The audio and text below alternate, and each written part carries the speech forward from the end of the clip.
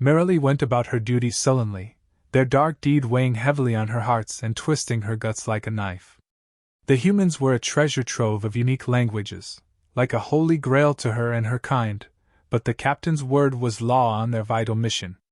Damn his feathered hide! She thought as she reminisced of her short time among the Earthlings. She had only spent a few cycles among the humans, remaining in a skyscraper with a most gracious hostess. From her lofty vantage point, the vast human city stretched beneath her like a huge hive of steel and glass, buzzing with activity as the humans went about their daily activities, but none of their activities were alike to those popular on her homeworld, like the study of unspeakable languages and teaching the young ones the old ways.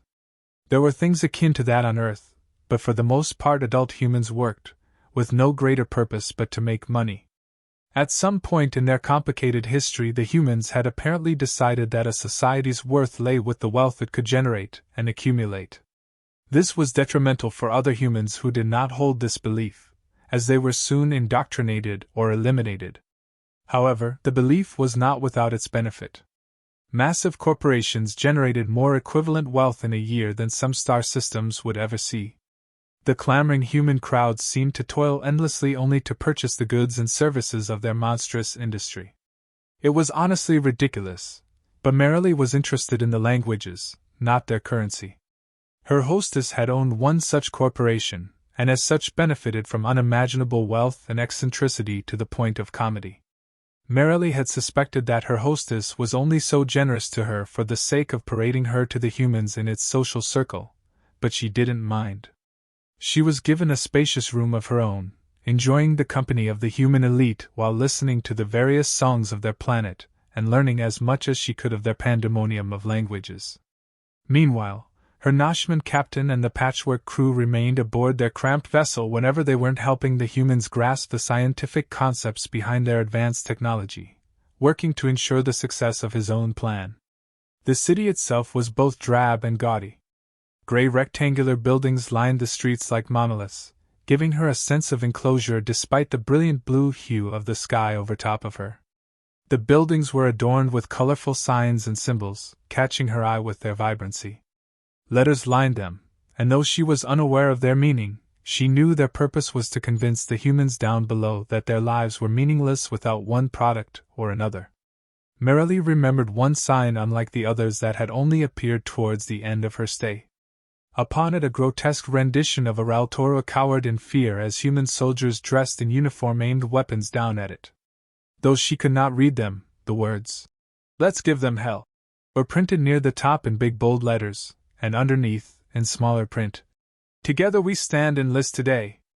Merrily's train of thought was punctuated by the shouting of a human voice being emitted from the terminal before her.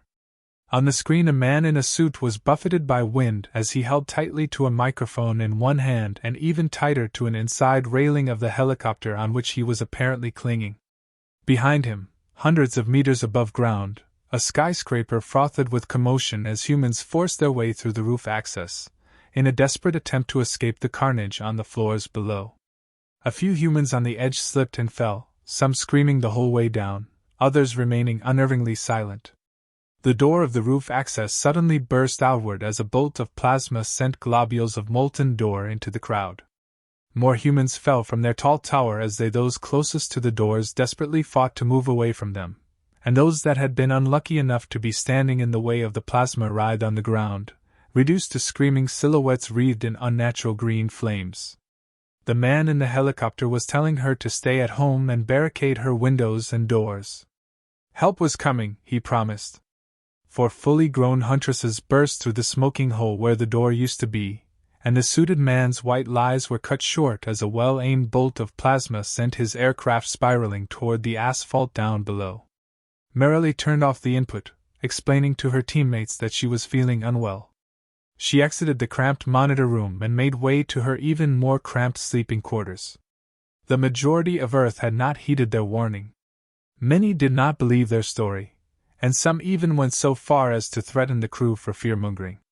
However, the majority were simply apathetic to their cause, despite the promises made by their governments in exchange for the technological advancements they had promised.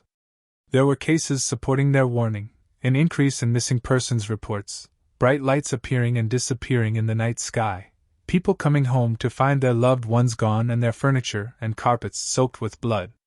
There were even photos and footage, though the humans were quick to dismiss them as hoaxes. It wasn't enough to convince the masses, and even the victims tried to conjure up explanations to suit their narrow view. The rest of the crew, all in agreement with the captain's plan, hadn't tried at all to change their collective minds, leaving Merrily all alone to try and help the species save itself. She sometimes wondered if she had worked harder to make more believe that the humans would have been ready in time.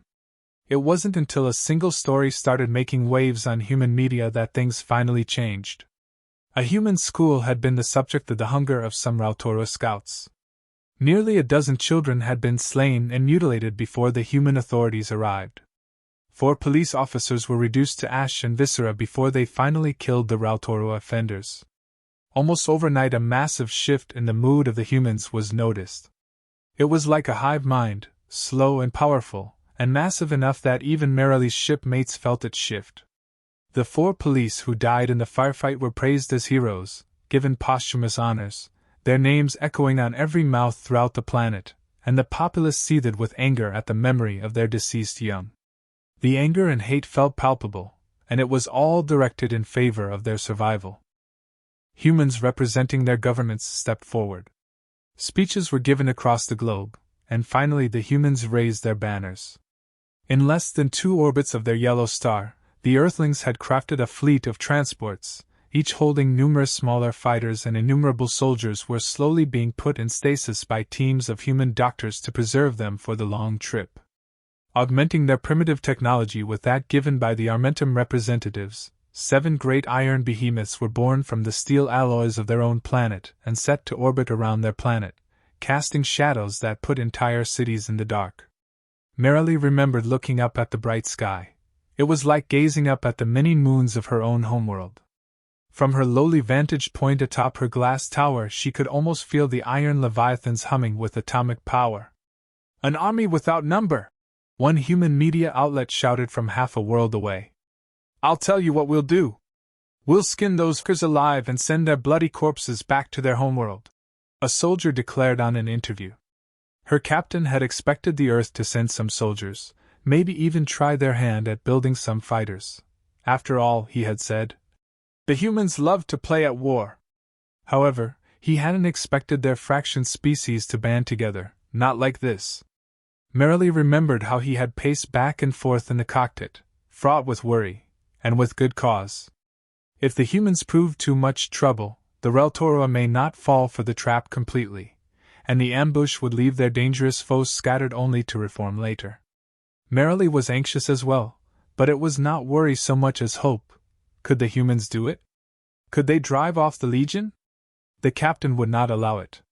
Their own scanners had indicated the quickly approaching Legion, and taking action, the captain had them project false feeds to drown out the human sensors before they detected their oncoming enemy. I hadn't known, she reasoned afterward when the guilt grew too much to bear. It wasn't until she had been unceremoniously summoned to the ship from her cozy apartment that she learned of the captain's trickery, and her shipmates' willingness to withhold such information from her. Didn't they trust her? She loved the humans, but she would not have risked the lives of countless worlds for their sake.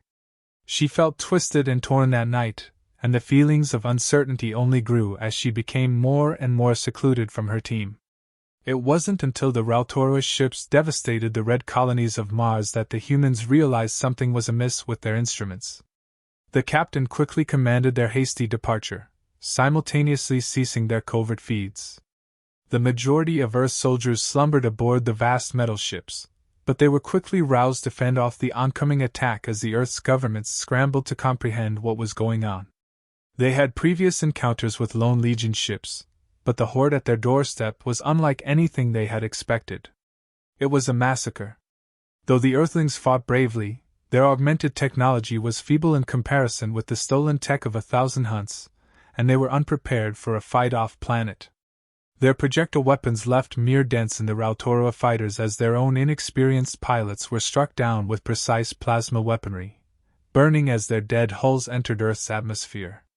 The humongous transports were cracked open like eggs by the Legion mothership, the soldiers within spilling into the void to die as the empty metal shells were cast, aflame, into the salty seas of the Earth's oceans. The captain had sentenced the vibrant young world to death, and its executioner had arrived.